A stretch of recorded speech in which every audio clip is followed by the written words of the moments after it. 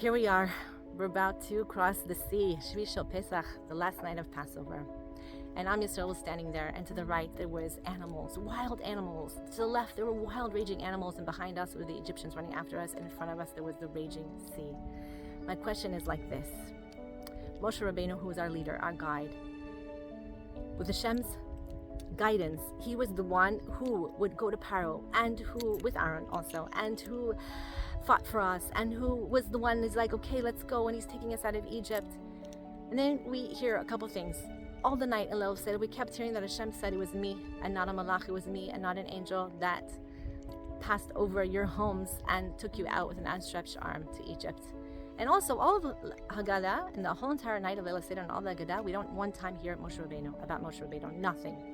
Then we come and we're at Shevi shel Pesach, the last day of Passover. We've gone through Amunah, we've gone through the Amunah of the mind, of understanding, of course, yes, how could I not believe in God? Look at the world around me. Who could have created this beautiful world except for God? Where we have these moments of feeling Hashem so close to us. We come to the forest, we daven, we say Tehillim, and all of a sudden you're feeling Hashem so closely to you. These spiritual highs, maybe at the Kotel, Birkat Kohanim. But then there's something else, which is the Nitivot Shalom brings, is feeling and doing, thinking. It's a complete and total mind, body, and soul experience of Amunah, which is the Muda of the body. It's the Muda of jumping into the sea, and that's Shevi shel Pesach. It wraps it all up. It ties it all together. And guess who is the only one who can do this Amunah of the body? Is you yourself. Moshe Rabbeinu was not the first one to jump into the sea. It could have been him. It could have been our leader, because then we're just, again, following the leader of our guide. Moshe Rabbeinu takes us to a certain point. Every single person in your world, in your life, will take you to a certain point. And then Hashem says, I need you to jump in. And that jumping is called Misirat Nefesh. It's giving over your whole entire mind, body, and soul to Hashem. It's saying, okay, here it is. In my actions is where I show you, Hashem, that I really believe. Because once again, I can think and intellectualize about Amunah. I can feel Amunah and feel this connection to Hashem. But really showing Hashem that I believe in Him, that's the jumping into the sea. And that's what each of us needs to do tonight and every single day of our lives as we take these plunges. There's so many beautiful ideas about the last night of Pesach, about Shevi shel Pesach, about the splitting of the sea, and how it says that, this is the night that's so opportune to daven, to pray to find your soulmate, and it's the night to daven and pray for your children, and it's the night to daven and pray for your parnasa, for your livelihood. Why? Why is this the night? Why is it so special? It's because you actually have to do something with your whole entire body. And when a person does any kind of effort, and they're trying to do an effort in order to bring down bracha, bring down blessing and abundancy, they do it, and if their body's tense, they think, oh, okay, I'm going to do this, and if it doesn't work, I'll do something else.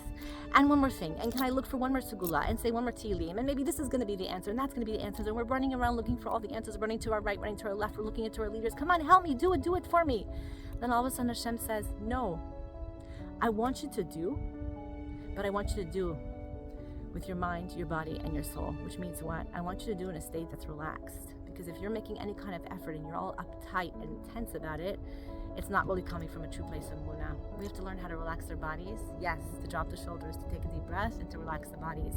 And I want to tell you something. When that sea is raging in front of you, and you have animals to your right of you, and animals to your left of you, and you have raging people behind you, and in that moment you find yourself and your body relax, and you take a step forward, wow, then the sea splits. Then all the miracles can happen. Because I know it's very easy to come to the forest and to relax and to meditate and to feel your body and yourself connected to Hashem.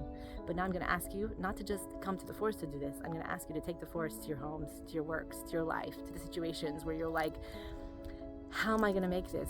How am I going to get through this? And in that moment, when the sea is raging in front of you, when to the right and left there's all these wild animals, to the behind you is your enemy running after you, and that moment, if you can relax your body and take a step forward, then I'm telling you the miracles will happen. The sea will split and you will go through. I'm wishing you and blessing you all with a beautiful Chag Sameach. Shabbat Shalom.